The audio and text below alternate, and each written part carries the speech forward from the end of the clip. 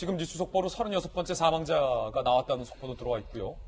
경북 거주 60세 남성, 이게 연령이 80대, 70대, 60대까지 사망자가 내려왔습니다. 기저질환이 없는 60대 여성도 사망했다라는 소식도 저희가 지금 준비해 뒀습니다. 함께 보시죠. 지금까지는 뭐 기저질환이 있었다, 하다못해 고혈압이라도 있었다는 건데, 어떤 분들은 뭐 고혈압 약이 무슨 약이냐라고 하시는 분들도 있지만, 이분 같은 경우는 기저질환이 전혀 없었다는 겁니다. 60대 여성, 24일 기침 오한 증세로 코로나 검사를 했고요. 이틀 만에 확진 판정 후 자택에서 격리되기로 했습니다. 29일, 그러니까 확진 판정받고 3일 만에 호흡곤란으로 음압병실에 입원을 했고요. 3월 1일 쭉 치료를 받았는데 치료 중에 사망을 했습니다.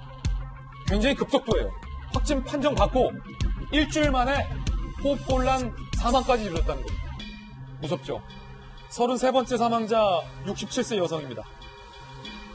기저질환이 없습니다. 질병관리본부는 코로나19로 인한 폐렴이다 라고 진단을 내렸는데, 이게 상당히 의문스럽고 다소 무서운 대목인데, 지금 김정희 교수님, 지금까지는 고령자, 면역력이 약한 분들, 그리고 기저질환이 두세 개는 있는 분들, 근데 이 60대 여성은 사실은 지금 대한민국의 60대가 노인이라고 볼 수가 없잖아요. 60대는 기성세대로 볼 수 있고 다 정정하시고 건강하시고 겉보기에 보기에도 뭐 젊어 보이시는 분들이 많은데, 그 흔한 고혈압도 없었다는 건데 어떻게 사망할 수 있습니까? 그것도 일주일 만에 입원 치료도 받았는데. 제가 예전에도 말씀드린 적이 있는데, 이 코로나19의 특성이 경미한 증상에서 급속하게 중증으로 바뀌는 그런 특성을 가지고 있거든요. 지금 이분 같은 경우에 처음에는 기침오한 경미한 증상입니다. 그래서 자택대기, 그러니까 자가격리 확진을 받은 상태인데, 예. 이 당시에 갑자기 이제 중증으로 한 2, 3일 만에 바뀌게 되거든요. 근데 이분이 만약에 병원에 입원해 계셨다라고 하면 사망하지는 않았을 걸로 추정을 합니다. 왜냐하면 초기에 우리가 31번 확진자 나오기 전까지만 해도 그 초기에 발견을 해서 치료가 들어갔거든요. 그러니까 보존 치료 위주로 들어가긴 하지만 어쨌든 적절한 치료가 들어가게 되면 그 어떤 증상을 완화시키면 면역 시스템은 원래대로 작동을 하기 시작하거든요. 그래서 사망을 안 해왔던 건데, 지금 같은 경우는 자택에 있다 보니까 초기에 적절한 보존 치료를 받지 못하신 거예요. 그러니까 면역 시스템의 어떤 밸런스가 안 맞다 보니까 갑자기 바이러스가 급증을 하게 되고. 젊어도 기저질환이 없어도 그거는 기저질환이 있으신 분이 더 위험하긴 하지만, 그렇다고 기저질환이 없는 분들은 위험하지 않다, 이런 논리는 아니거든요. 사실은 지금 시중에 일각에서는 그 뭐 코로나19 무서워할 거 없다, 가벼운 그 뭐 그냥 심한 감기 정도다, 앓고 나면 괜찮다, 이런 뭐랄까요, 이런 인식도 일부 있는 것 같은데 절대 그거 아니라는 거예요. 네.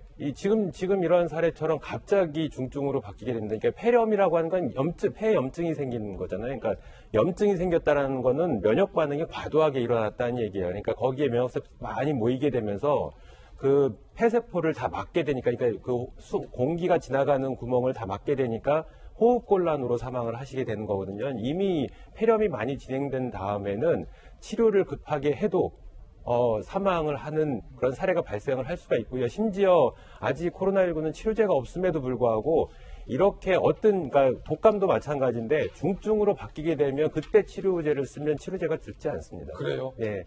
그러니까 초기에 적절한 치료가 들어가야 되는데 그걸 못했기 때문에, 그러니까 계속 지금 논란이 되고 있는 거, 그러니까 확진자가 자가격리 상태로 방치되는 거, 뭐 그나마 고육지책으로 지금 생활치료센터를 마련하긴 했지만 병원에 비해서는 생활치료센터도 굉장히 의료시설이나 인력이 부족한 상황이거든요. 그래서 마찬가지로 항상 이런 위험성은 생활치료센터도 가지고 있습니다. 그러면 그 말인즉슨 지금 대구에 확진 판정을 받았는데 병원 치료를 못 받고 기다리신 분들이 2,000명이 넘었는데, 그분들이 다 이런 위험성, 만일의 가능성을 다 갖고 있다는 말씀이시죠? 가지고 있는 겁니다. 그러니까 병원에서 치료를 제대로 받지 못하게 되면 갑자기 예후가 안 좋아지면서 이런 상황은 언제든지 발생할 수 있는 가능성이 늘 가지고 있습니다.